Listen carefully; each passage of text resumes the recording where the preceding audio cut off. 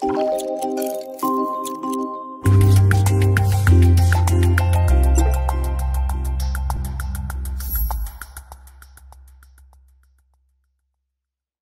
à toutes et à tous. Donc, moi, c'est au titre de mon activité de pharmacien clinicien en rhumatologie que j'interviens aujourd'hui auprès de vous. Et donc, sur une thématique un peu générale et puis de se mettre d'accord sur un petit peu de vocabulaire. Donc, tout d'abord, pour commencer, qu'est-ce que les thérapies ciblées? Alors, il s'agit de médecine de précision. Hein. Si on fait une analogie avec des termes militaires, il s'agit en fait de frappe chirurgicale. Donc, c'est-à-dire qu'on va identifier une cible thérapeutique et puis on va développer le médicament pour qu'il agisse sur cette cible selon l'effet souhaité. Donc, soit on va bloquer cette cible thérapeutique ou l'activer. Et donc, dans la thématique qui nous importe aujourd'hui, c'est-à-dire les maladies inflammatoires et dysimmunitaires, on va bloquer les mécanismes de l'inflammation tout en essayant quand même de conserver un minimum de système immunitaire efficace contre les infections. Et donc, ça nous intéresse particulièrement en ce moment avec la Covid-19, justement. Donc, bloquer l'inflammation tout en gardant un système immunitaire relativement efficace. Et donc, jusqu'à quelques années, quand on parlait de thérapie ciblée, on parlait uniquement des biomédicaments ou bien on disait aussi des biothérapies. Mais maintenant, c'est plus seulement ça. Et donc, on rejoint l'arsenal des thérapies ciblées, des petites molécules, des petites molécules chimiques, donc qui sont des inhibiteurs enzymatiques, donc les fameux inhibes, qui viennent donc compléter l'arsenal déjà disponible avec donc les anticorps monoclonaux que vous devez connaître, les fameux mAb, donc avec l'infliximab, le rituximab, l'adalimumab. Également d'autres anticorps donc sous la forme de protéines de fusion, les sept, avec l'étanercept, l'abatacept. Et donc ces petites molécules qui, utilisées dans les rhumatismes inflammatoires notamment et dans les maladies inflammatoires et dysimmunitaires, ciblent donc la janus kinase. Et donc on a parmi ces molécules utilisées donc le tofacitinib, le baricitinib et l'upadacitinib. Alors, pour continuer donc, dans le vocabulaire, qu'est-ce qu'on entend par biomédicament ou biothérapie? Alors, j'ai trouvé ça intéressant. Il y a des études micro-trottoirs qui ont été réalisées et donc finalement, on se rend compte que les passants interrogés, donc eux, associaient ça à l'agriculture biologique, à de la médecine douce. Donc voilà, le côté bio était vu de son côté responsable pour l'environnement et puis et bon pour la santé. Donc, bon, dans le cas présent, ce n'est pas du tout ça. C'est quand même bon pour la santé. Mais biomédicament signifie en fait issu du vivant. Donc, en haut de cette diapositive, vous avez la définition selon le Code de la santé publique.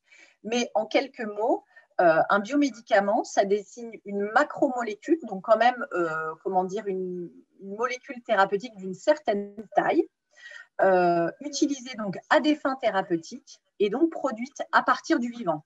Le préfixe bio vient du fait qu'elles sont issues du vivant. Donc, au tout début, elles étaient issues d'animaux,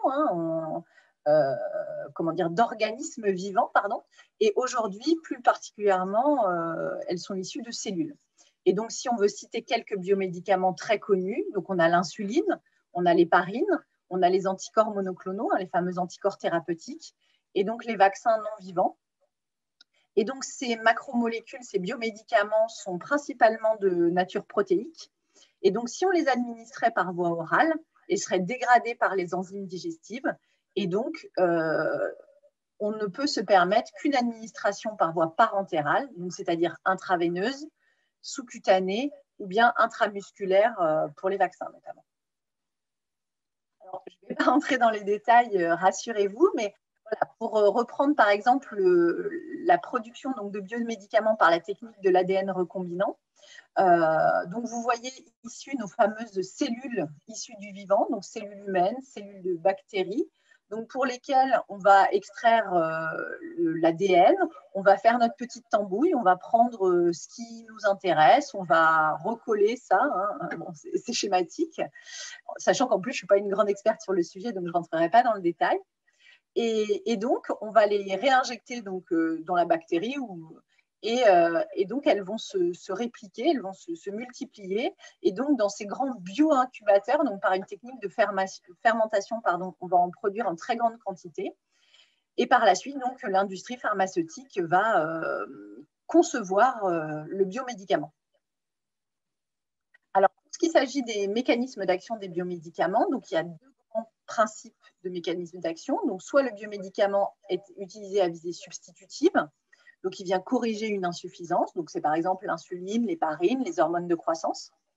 Soit les biomédicaments vont être utilisés à visée modificative.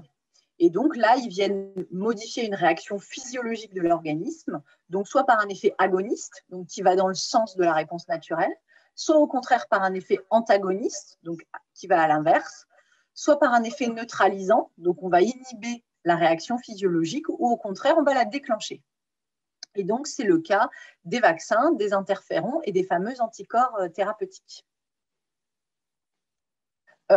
Si on fait un focus donc, sur les maladies inflammatoires et ou auto-immunes, si on fait un focus sur ces maladies-là, le principal mécanisme d'action utilisé, c'est un effet modificatif. Et donc, si on prend un exemple de maladie inflammatoire, on retrouve donc au niveau des causes, en tout cas du psoriasis, des facteurs environnementaux qui ne sont pas toujours bien identifiés, éventuellement donc une susceptibilité génétique.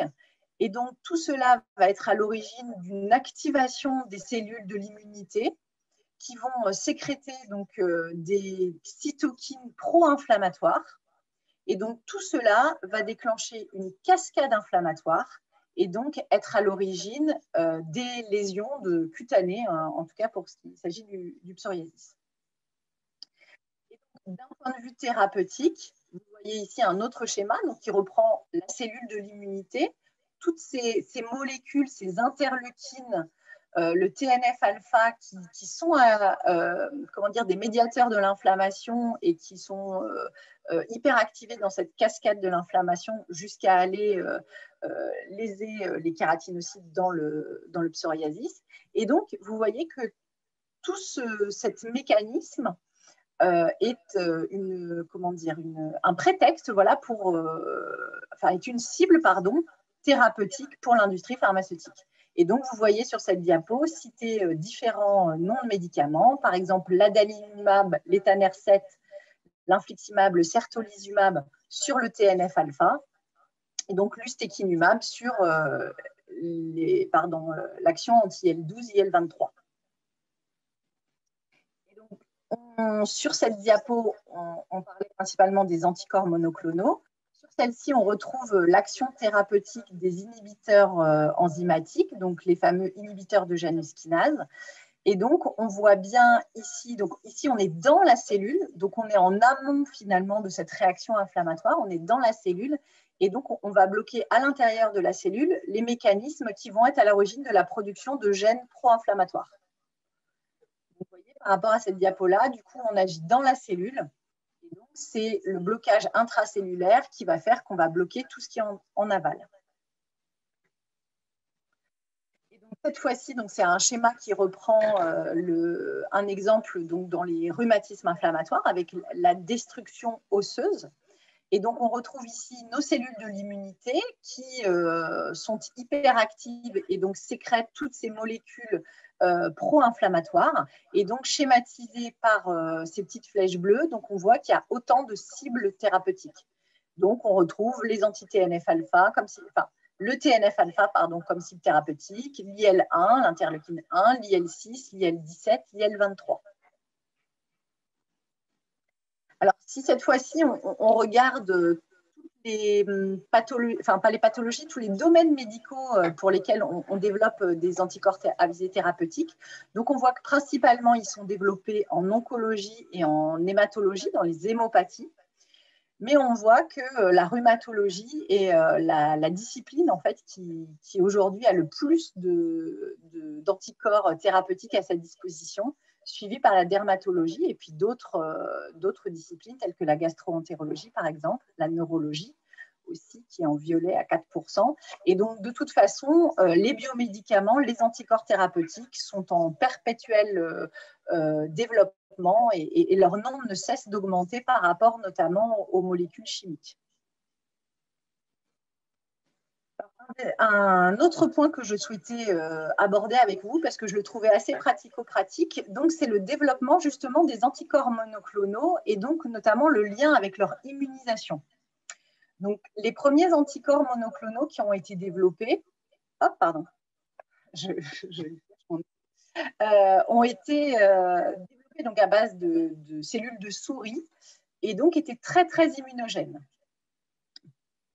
Par la suite, on a développé donc ce qu'on appelle des anticorps chimériques, donc qui contiennent des parties issues de la souris et issues de l'homme.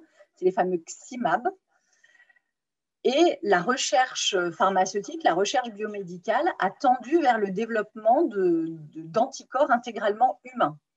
Donc, on est passé par les UMAB, et puis aujourd'hui, on est au MUMAB ou au UMAB. Et donc, d'un point de vue pharmacologique, donc ce sont des anticorps ici, plus ils sont humains, moins ils sont immunogènes, donc mieux ils sont tolérés. Souvent, leur demi-vie est accrue et donc leur action est plus ciblée et plus efficace.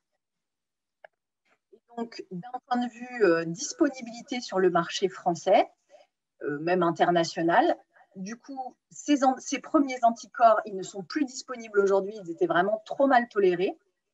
Les XIMAB, donc c'est l'infliximab, le rituximab, ils étaient jusqu'à il n'y a pas si longtemps d'administration hospitalière exclusivement, mais là vient de sortir l'infliximab par voie sous-cutanée. Alors, la particularité quand même des XIMAB, comme on craint les réactions allergiques, du coup, au début, quand même, on maintient 2 doses d'administration hospitalière minimum avant de pouvoir passer en sous-cutané en ville.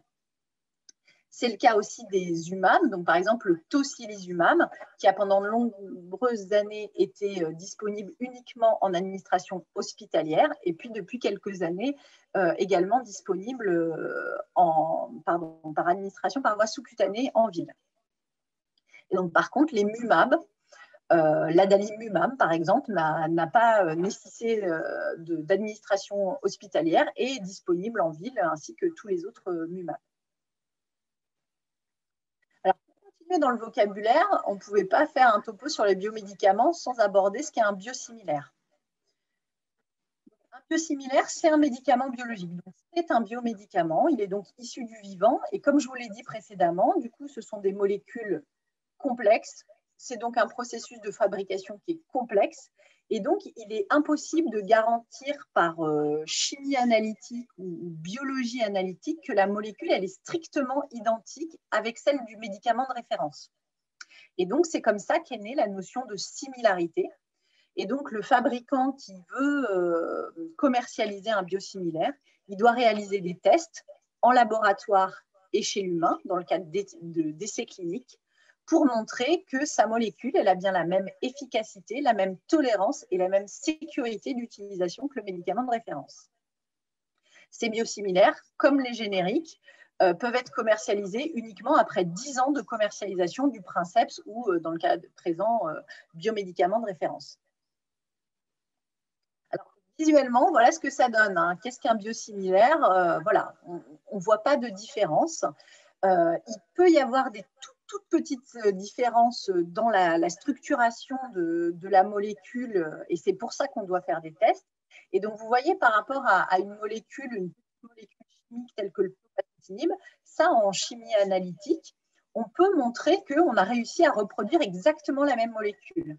Et si on a reproduit exactement la même molécule, par déduction, après quand même quelques tests en laboratoire, on peut accréditer qu'elle aura exactement le même mécanisme d'action, la même tolérance dans l'organisme. Et donc ça, c'est le principe des génériques. Les biosimilaires, les biomédicaments, comme ce sont des molécules de structure beaucoup plus compliquées, on doit faire des tests. Et donc ces tests sont les suivants. Donc, je ne vais pas rentrer dans les détails. Mais l'idée, c'est d'abord que le laboratoire doit réaliser des tests en laboratoire pour montrer que quand même la molécule est, au niveau de sa structure, la plus proche possible que celle du médicament de référence.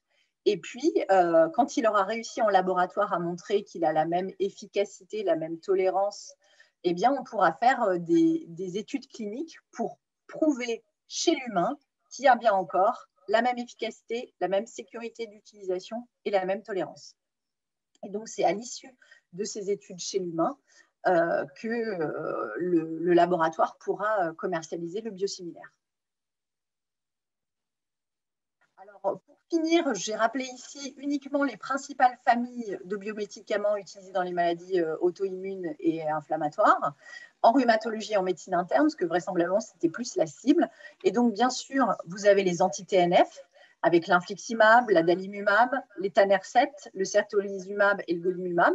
Donc, pour les 3 premières molécules, il y a depuis plusieurs années l'existence de biosimilaires. Pour les anti-IL6, on a le tocilizumab, le sarilumab, le ciltuximab, pour lesquels, notamment pour le tocilizumab, des biosimilaires devraient arriver prochainement. Les anti-interleukine 1, avec l'anakinra, le canakinumab, pareil, c'est des molécules quand même maintenant relativement anciennes, donc on devrait voir émerger des biosimilaires. Les anti-CD20 avec le rituximab, pour lequel il existe un biosimilaire depuis plusieurs années maintenant. Et puis, les petits derniers, donc les JAK inhibiteurs ou JAKI, avec le tofacitinib, le baricitinib, l'upadacitinib, et donc qui présentent la particularité de pouvoir être administrés par voie orale. Et donc, il n'y aura pas de biosimilaire de ces petites molécules, vous l'aurez compris tout à l'heure, ce sera des génériques, mais là, qui, pour le coup, seront disponibles dans plusieurs années parce qu'ils viennent juste d'être commercialisés.